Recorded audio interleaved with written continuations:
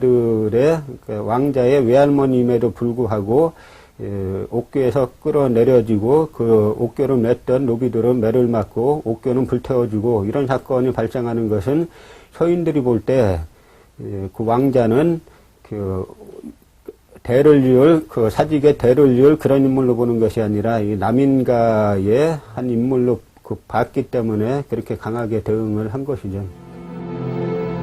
그러나 이 일로 숙종은 크게 노했고 상황은 오히려 장옥정에게 유리해지기 시작했다. 왕자 균이 태어난 지 2달 만에 숙종은 원자 정호, 즉 왕위 계승자를 정하는 문제를 거론한다. 국본을 정하지 못해 민심이 안정되지 않으니 이제 새로 태어난 왕자를 원자로 정하려 한다. 만약 선뜻 결단하지 않고 머뭇거리며 감히 이 일을 제기하는 자가 있다면 벼슬을 내놓고 물러가라. 그러나 서인 일색이었던 조정대신들은 일제히 반대하고 나선다. 중전께서 아직 나이가 한창이시고 앞으로의 일을 알 수 없으니 갑자기 이런 일을 의논하는 것은 너무 급하지 않겠습니까? 장차 중전께서 왕자를 낳지 못하신다면 국본은 자연히 정해질 것입니다. 몇 년을 기다렸다가 다시 의논하소서. 왕자를 드리게 되면, 예를 들면 이제 양자를 드리게 되면은 그 뒤에 적자가 태어나도 그 적자가 차자가 됩니다. 그건 사대부지관도 마찬가지입니다. 그래서 원자 정호가 되면 그 장희빈의 아들에서부터 인현왕후의 맏아들이 됩니다. 그 뒤에는 그 인현왕후가 아들을 낳아도 그 적자가 아니라 차자가 되게 됩니다. 이게 그 당시의 종법의 기본적인 것이었기 때문에 이 가문적 입장에서 생각하는 사람들, 특히 서인계 가문에서 왕이 나와야 되겠다고 생각하는 사람들 입장에서는 이거는 뭐 아마 받아들일 수 없는 일이었을 겁니다. 하지만 숙종의 의지는 단호했다. 처음 얘기를 꺼낸 지 닷새 만에 숙종은 왕자 균을 원자로 봉하고 종묘사직에 고해버렸다. 그리고 장옥정은 내명부 정일품 빈으로 책봉된다. 그런데 원자 정호 문제가 이렇게 마무리돼 가던 무렵 서인의 영수 송시열이 상소를 올린다. 10살이 지나서야 비로소 태자로 책봉된 송나라 철종의 예를 들어 원자 정호의 성급함을 지적한 상소였다.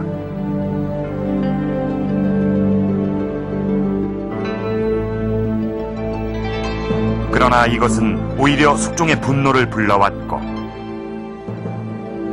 10년 동안 유지되어 온 서인 정권이 몰락하는 계기가 되고 만다.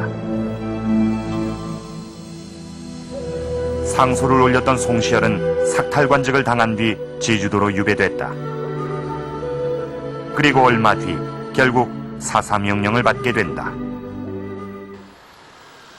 신문을 받기 위해 서울로 올라오던 송시열이 전북 정읍에 이르렀을 때 사약이 내려왔다. 서인의 영수이자 당대의 거학이었던 우암 송시열이 이렇게 죽음을 맞은 것이다.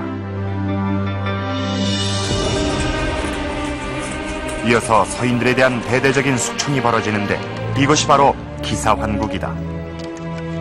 송시열을 비롯해 김수항과 홍치상 등 18명이 죽고 59명이 유배를 당했다. 이외에도 26명이 파직과 삭탈관직을 당하는 등 100명 이상의 서인이 처벌을 받았다.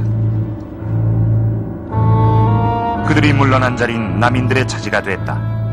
경신환국 이후 9년 만에 일어난 기사환국. 이로써 남인들이 다시 정권을 잡게 된 것이다. 환국의 마지막 절차는 인현왕후의 배출이었다. 서인파의 상징으로서 왕비 자리에 올랐던 인현왕후. 정권의 몰락과 함께 궐 밖으로 쫓겨난다. 하나는 그 원자하고 관련해서 인현왕후를 계속 이제 서인가인 인현왕후를 계속 이제 왕비로 둘 경우 원자의 미래가 이제 불확실해 줄 수 있다라는 점을 우려했던 것이 하나고, 또 하나는 그 서인들이 인조반정 이후에 이제 국헌물실이라 그래서 왕비는 반드시 서인가에서 내겠다라는 원칙을 갖고 있었는데, 다시 말하면 이 왕비의 선택권이 왕가에 있는 것이 아니라 서인이란 한 정당에 있게 되는 상황이니까 그 숙종은 왕비를 인현왕후를 패출시킴으로써 이제 왕비 선택권이 국왕인 자신에게 있다는 것을 그 내외에 분명히 할 의도도 가지고 있었다고 보여집니다. 인현왕후 민씨가 피출된 지 열흘 만에 숙종은 장희빈을 왕비로 책봉한다. 중인 신분으로 태어난 궁녀 장옥적. 그녀가 마침내 숙종의 세 번째 왕비가 된 것이다.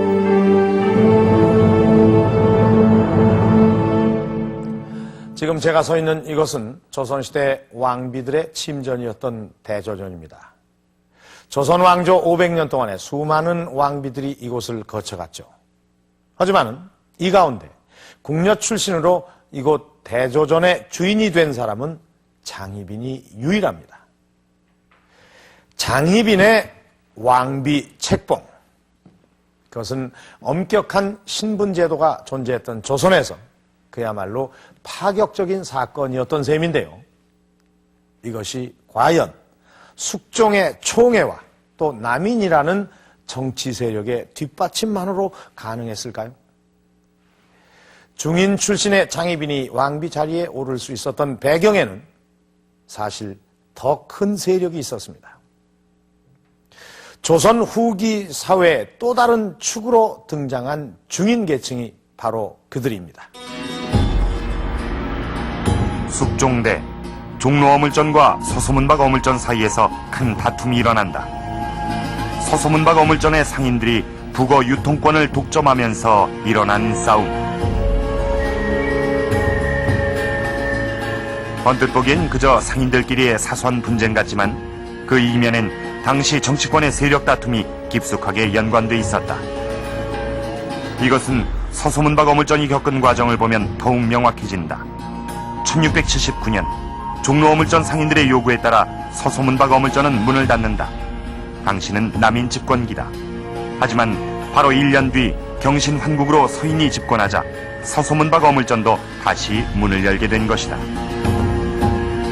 종로의 시전 상인들은 정치권과 아주 이제 강하게 밀착되어 있었습니다. 여기에 그 반발해서 시전 이외에 서소문이라거나 칠패라거나 이런 쪽에 또 하나의 이제 상업지구가 형성되는데 이쪽 상업지구의 상인들도 각 이제 그 유력한 배슬아치들과 이제 손을 잡고 이제 종로를 장악한 시전 상인들과 이제 그 싸움을 하게 되는데 그 싸움의 뒤에는 각자 그 유력한 배슬아치들이 양쪽에 다 있었습니다.